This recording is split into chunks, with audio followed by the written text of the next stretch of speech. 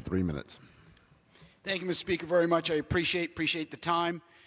You know, Mr. Speaker, the big career spenders here in the House and in the Senate who have only recently found fiscal discipline, well, today they have the chance to join me to vote yes, for a balanced budget amendment to the Constitution. You know, when I was the Maine State Treasurer, Mr. Speaker, I helped make sure that Augusta's books were balanced without gimmicks.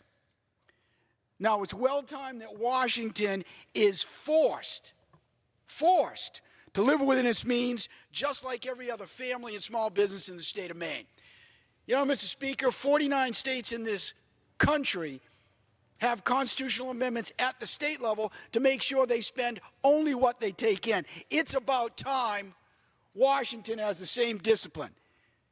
Mr. Speaker, it is not fair and it is not right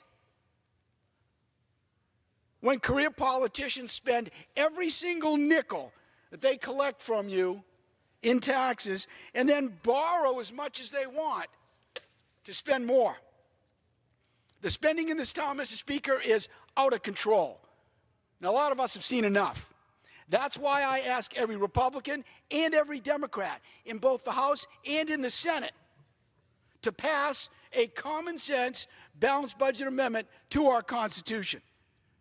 And I'm very proud to say, Mr. Speaker, that the first piece of legislation that I co-sponsored the day after I was sworn in 3 years ago was a balanced budget amendment. Every big spending bill in this town is loaded with pork.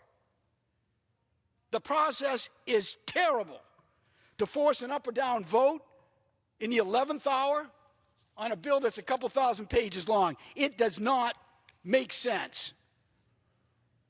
A balanced budget amendment would finally force Washington to prioritize our spending like we do for those of us that run businesses or balance a family checkbook. Prioritize our spending, and that will help eliminate waste. And that only will lead to balancing our books and then having the ability to start paying down $21 trillion in debt. You know, I look, Mr. Speaker, at these young adults in the gallery. It is immoral to saddle these great young adults with $21 trillion in debt and rising that they've got to pay.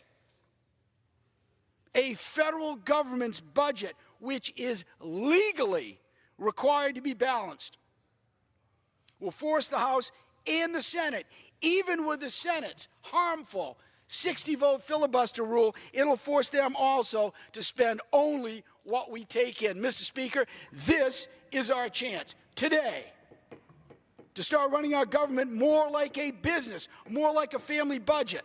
It is Maine common sense time has expired. To spend only what we take in.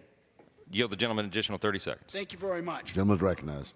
One of the biggest gifts we can give to our kids and our grandkids is taking care of this spending and this debt problem so they're not saddled with a mountain load of this stuff.